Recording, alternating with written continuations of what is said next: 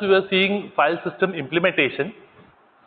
So here we had seen the file system structure. That the file system resides on the hard disk. There is we have seen that there is a device driver which is required, and we have seen especially that file control block is required for storing all the information about a file.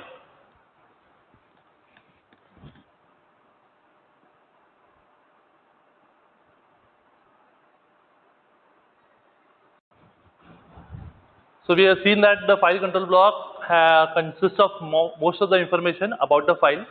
So it contains all the information that a user needs to know about a particular file. So all the information like how a process control block contained all the information about a process. Now a file control block will contain all the information about a file. So it will consist of file permissions, then there might be file dates when it was created, then who is the file owner, the file size, and then different pointers which might be required to locate a file on the disk.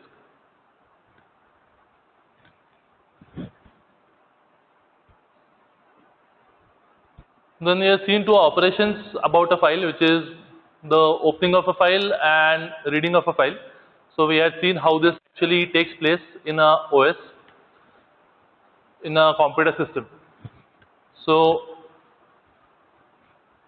we had seen this. So today what we are going to see is the allocation methods which are used for file system management. So there are three allocation methods which are implemented in case of the OS to store a file in a computer system. So the three methods are contiguous allocation,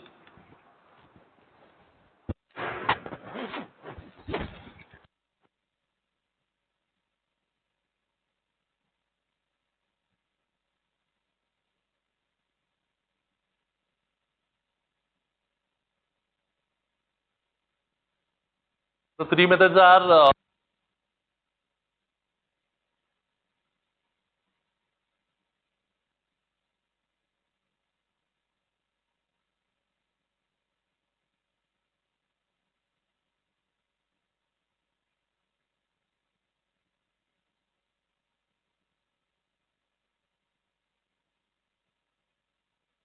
and the third one which we'll be seeing is the index allocation. So the three methods which we will be seeing is the contiguous allocation, linked allocation, and index allocation. Out of this, now we will see the first one, which is the contiguous allocation. So generally a contiguous allocation method refers to how these blocks are arranged and how a file will be stored on those. So as we have seen, contiguous means that there is no gap in between allocation of a memory block. So each file occupies a set of contiguous blocks. That means there are no gaps present in a memory location whenever it is mapped onto the physical drive. So this, depending on situations, it might provide a very good performance wherein the access to the file will be very much faster and efficiency hence will be high. And it's simple to implement also. Only starting block address needs to be known. So the starting block location needs to be known, and along with that what you need is the length of that particular block. So length of the blocks or the number of blocks is required, and if you have these two informations, it is very easy to determine what will be the next block once a particular block allocated to a file finishes and you need to access the next block. But here what is the problem involved here is that since the blocks are contiguous, or you can say continuous, the free space has to be found out on the on the system such that the file can be stored on that. So if a file is larger than the free space which is available, then another free space has to be determined which can accommodate a file contiguously. So that is why one of the problem here is finding a file, finding a location or space for the file. Then it is also difficult to determine what will be the file size and how it could be allocated. That is how the memory could be allocated to the file and how the conversion should happen from logical to physical address. Then that is why due to this, external fragmentation might exist in this whenever contiguous allocation method is used. and that is why there is need for compaction. So what we have seen already is how compaction occurs, or what is compaction. That means whenever memory is allocated as non-contiguously, what happens is small blocks are created which are not usable because the file size is larger than the memory available. So in this scenario, what is done is all the blocks are combined together, that is all free blocks are combined together to form a large free block which can accommodate a larger file.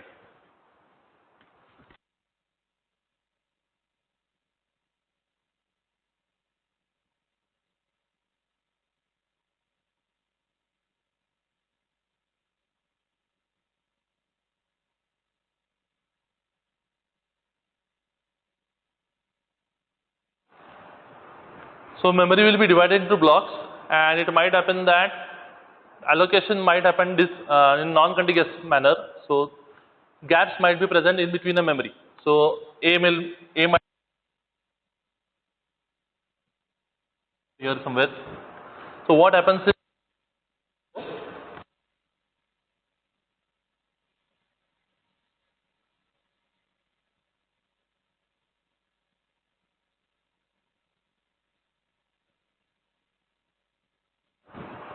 and sometimes it might happen that the gaps are small or smaller compared to the file or the data which they are going to store.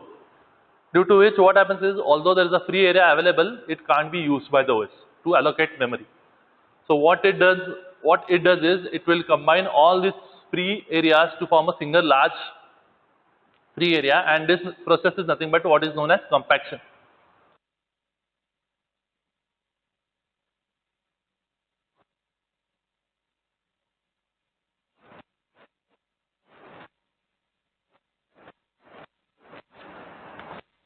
So here you can see A, B, C are taken, the real has shifted, the memory locations are shifted again, and all the free areas are combined together, which were earlier disjoint now, are combined together to form a single large memory area, which can, and it is free, so it can accommodate a larger file or store larger data.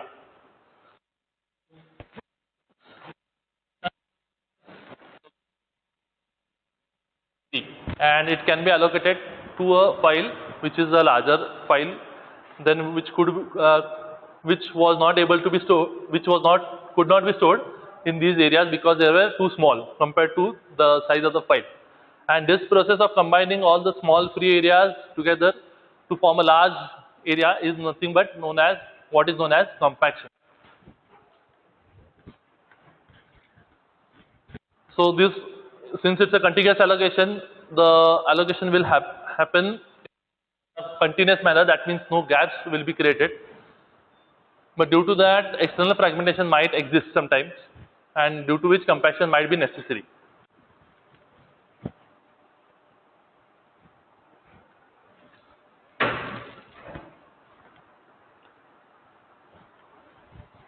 So this is just a pictorial view of how contiguous memory allocation is done.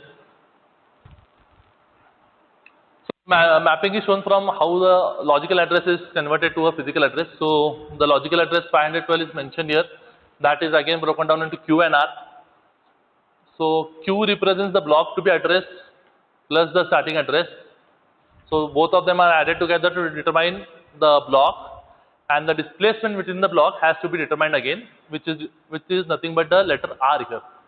So the letter R here represents the displacement.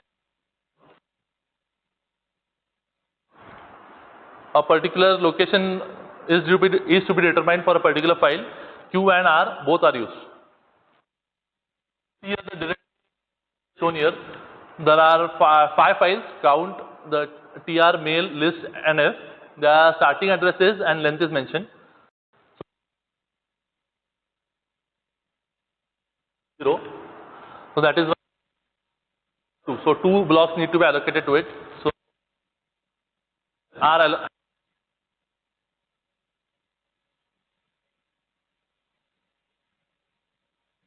14 and its length is 3. So that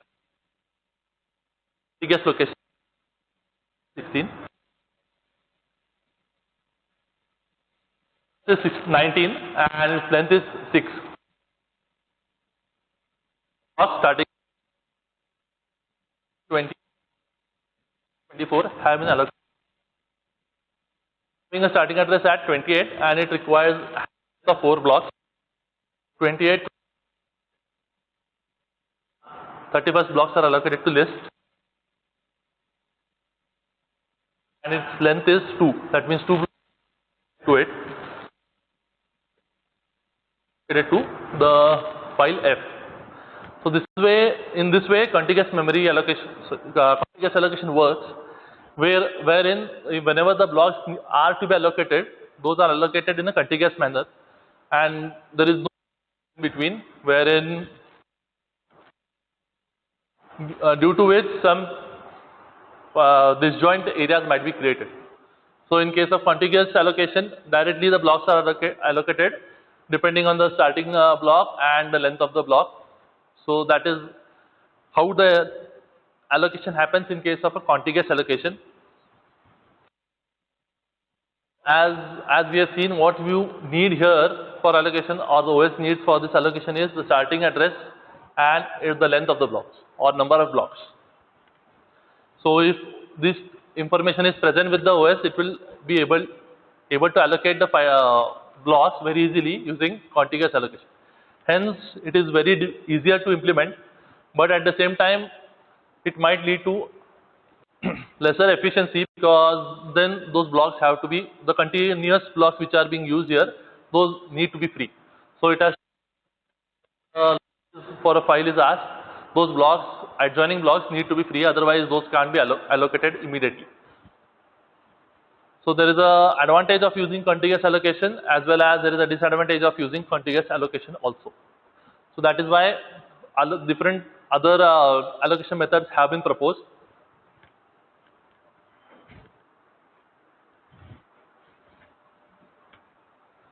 So one such allocation is linked allocation. So here each file will be like a linked list. It will be linked list of blocks. Block will point whenever a block will be allocated to a file, that block will point to the next block of that particular file. So the block will be pointing to the next block which has been allocated to that file. And the file ends when the nil pointer is observed. So the block in case of linked allocation is comprised of 2 parts, a pointer to the next block and the data portion of that file, wherein the data about or the information of the file is stored. So since blocks are being allocated directly, there is no external fragmentation existing in this. So as I was telling you, a block contains pointer to the next block.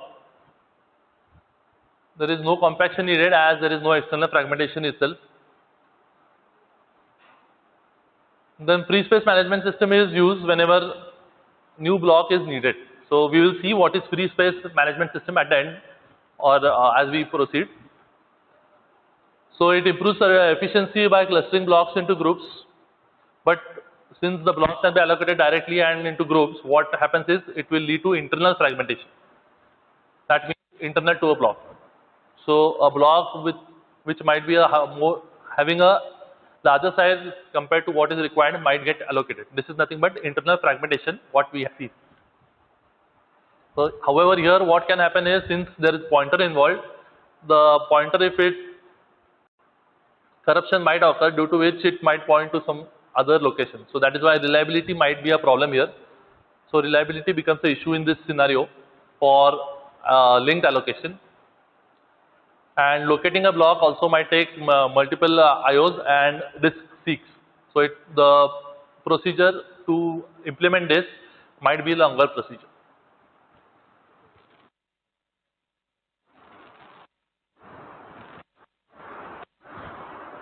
So that is why file allocation table, what we had seen, is implemented in linked allocation, but it's a variation of the file allocation table and not the exact file allocation table what we had seen. So here the beginning of a volume will have a table and it will be indexed by the block number. So but it is almost similar to the linked list, but faster on disk and is cacheable. And new block allocations is very much simple. New block allocation is very much simple using this file allocation table. That is why it's a variation of the file allocation table which we have already seen.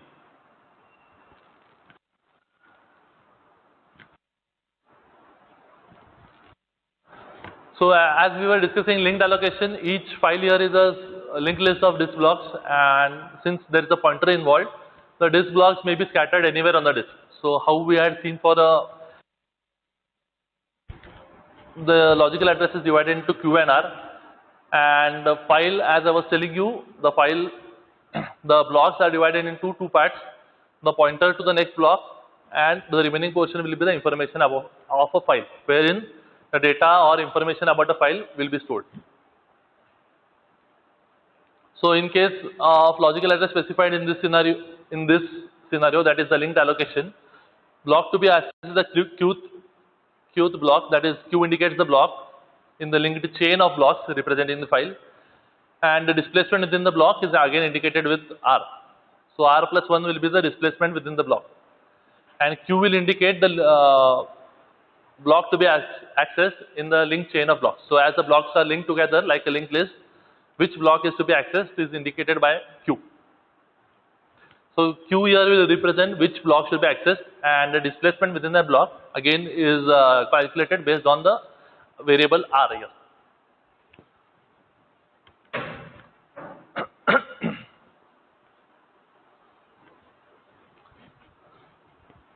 So this is depicting how linked allocation actually takes place.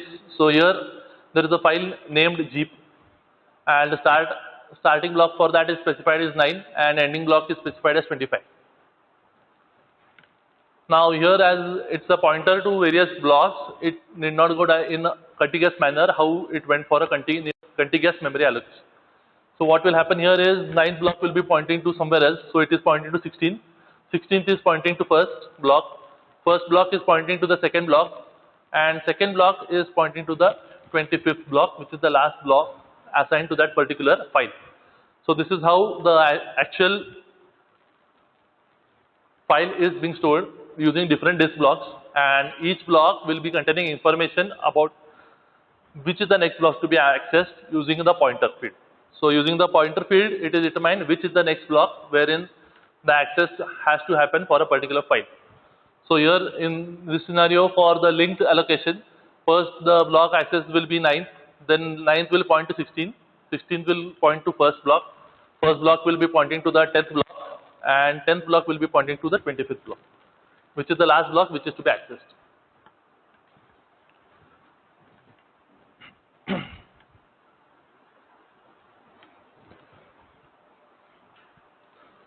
So as we are seeing, the file allocation table is a variation which is used in case of linked allocation. So the directory entry here will be pointing to the starting block which is assigned to the file. So 217 is the starting block which has been assigned to that particular file. So 217, it will go, the OS will go to the 217th location whenever a file access is asked for by a particular user. Here, there it will see that it is pointing to 618. So this pointer will be then passed to the control will be shifted to the 618th block. There it will see that 339 has been stored.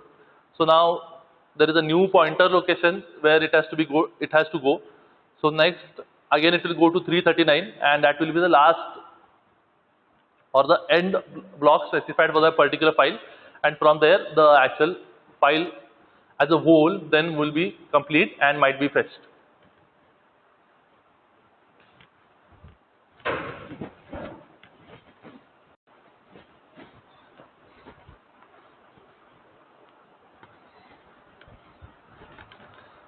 Now the third type of allocation is the indexed allocation. So here each file will have its own index value, and it will have its own index block of pointers which point to its particular data blocks. So logical view of that is shown. So there will be index and it will be pointing to its own data block. So index table will be maintained, and within that, whenever the file is stored, there will be index which will be pointing to its own data block. So here in this scenario, there won't be a linked list present, but there there will be an index present based on which or using which the access will happen for a particular file.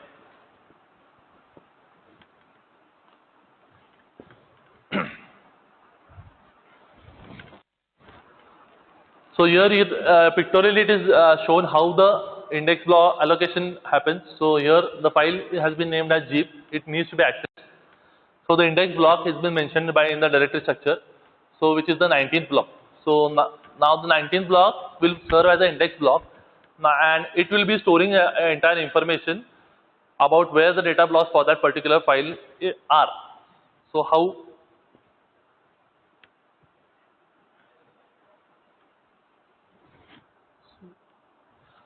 how now for this file it will be pointing to its own data block. So the index block in this scenario, that is for the example, is the 19th block. So it will be holding all the information which is required. So whenever 19th block is to be accessed, it will show which blocks are to be accessed accordingly. So 19th block is pointing to the first block, then it is pointing to the 9th block, then it is pointing to the 10th block, 16th block, as well as 25th block. And the data within that again is specified. So in 19 will act as the index block for that particular file named zip in this example, and it will be pointing to the different blocks which have been assigned to that particular file.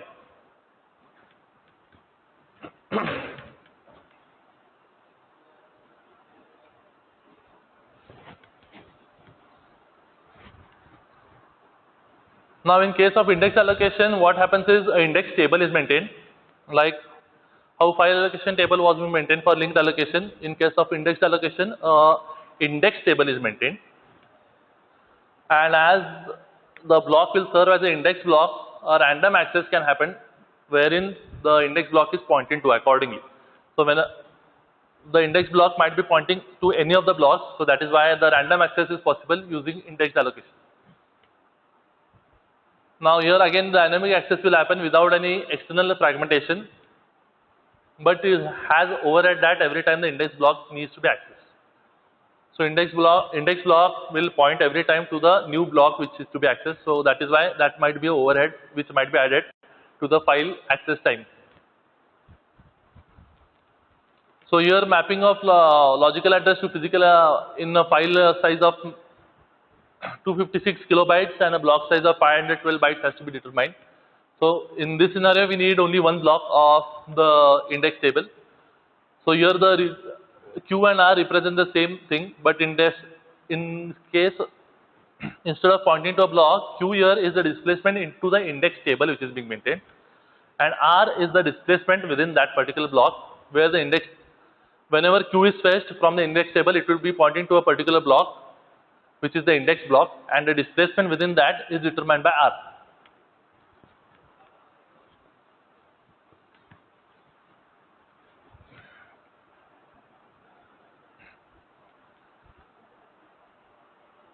Now in case of index allocation, what can be done is linked scheme can be used again. So linking the blocks of index table, linking of the blocks of index table happens here. So again the logical address is made into Q1 and R1, where Q1 will be the block of the index table and R1 is again divided into Q2 and R2, wherein Q2 is the displacement in the block of index table and R2 is the displacement into the block of file. So what happens is one more linked chain is maintained within the index allocation.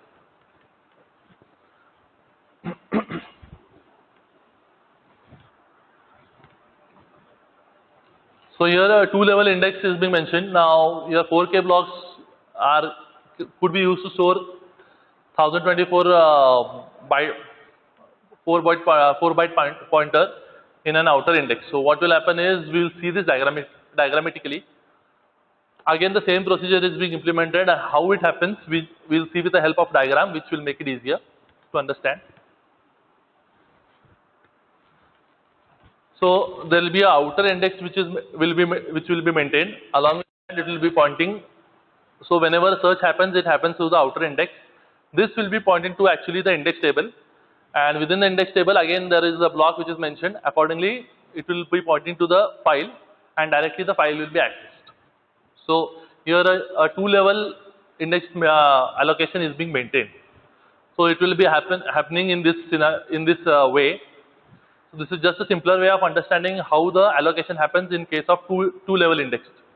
So outer index will be maintained, which will be pointing to the index table, and within the index table you will have a block which will be pointing to a particular file. So and directly the access will happen.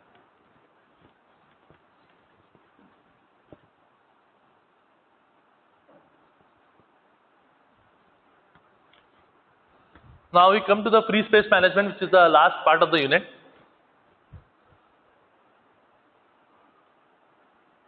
Now the linked list should be maintained for the free list or the free blocks also.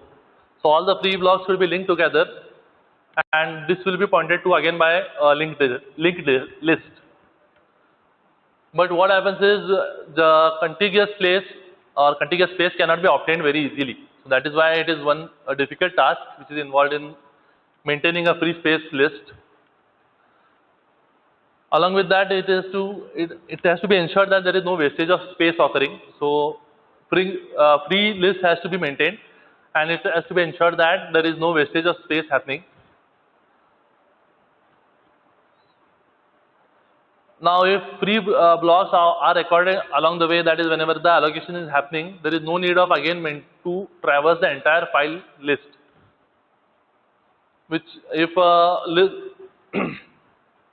if the number of free blocks are accordingly recorded as and when the allocation is occurring, then there is no need to traverse the entire list to determine what are the free blocks within the, or what are the free blocks in the entire memory allocation. That is within the file allocation, whenever it occurs, free blocks will be directly available and those will be pointed to by a linked list again.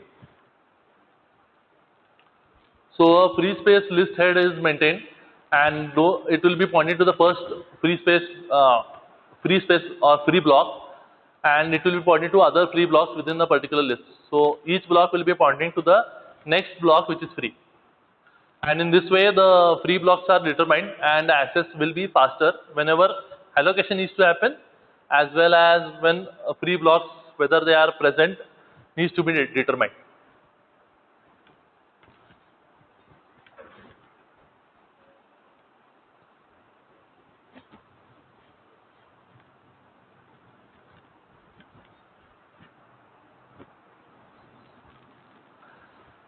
Then two more concepts are involved, that is grouping and counting, whenever free space management comes into picture. So what is done in grouping is it modifies the linked list to store addresses of the next n-1 free blocks in the first free block, and along with that it stores a pointer to the next block that contains the free block pointers. So that is how a grouping will happen.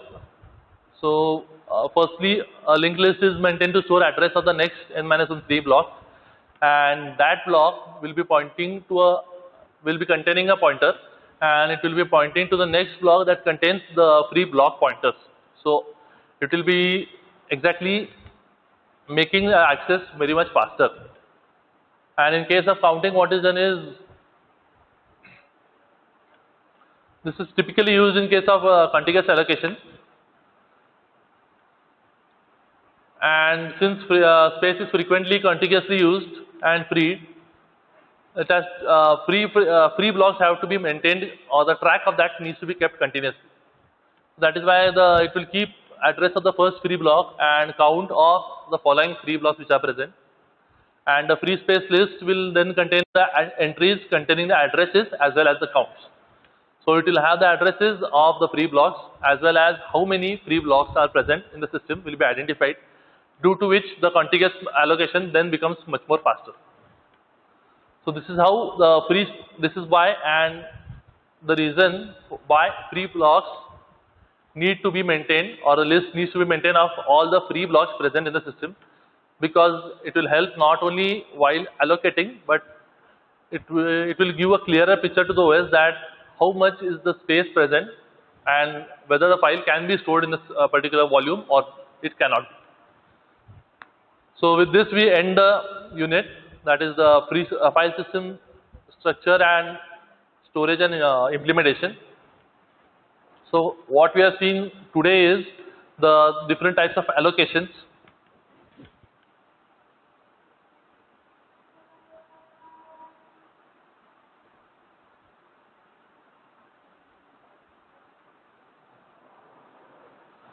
So we have seen today the three types of allocation, which is the contiguous allocation, the linked allocation, and indexed allocation. So this we have seen conceptually also and with the help of a diagram. So we have seen the contiguous allocation, linked allocation, and indexed allocation.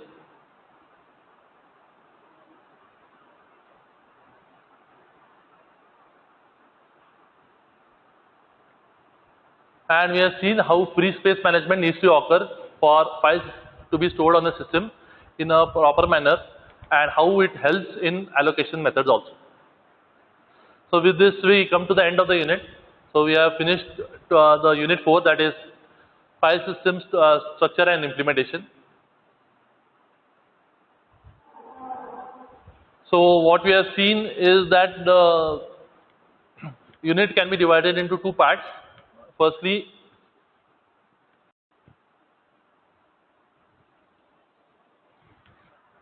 file system interface, and the second part which we have seen is the file system implementation. So in the file system interface, what we have seen is what is the file, what are the concepts involved in that. Then we have seen what are the access methods which are involved in that. Then we have seen here what is the directory structure, the disk structure, how files are stored in that. Then we have seen why mounting is required for a file to be accessed by the user. And we have seen file sharing and protection, why it is necessary, how file sharing occurs, and when sharing comes into picture, the protecting the files of the particular user is also necessary. That is why how protection occurs also we have seen in this part.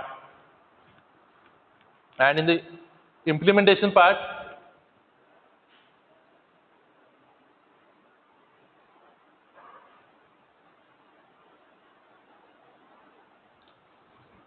we have seen the file system structure, then the concepts involved in how the file system can be implemented. That is, we have seen how the file system is organized into layers, what is the file control block,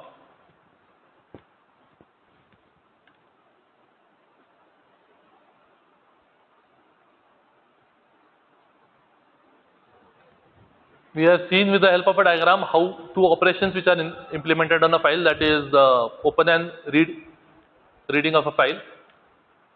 And we have seen that various allocation methods using which the files could be accessed, which three of which are contiguous allocation, linked allocation, and indexed allocation. And at the last part, we have seen what is the free space management and how it can occur and be helpful for allocation also for the OS. So with this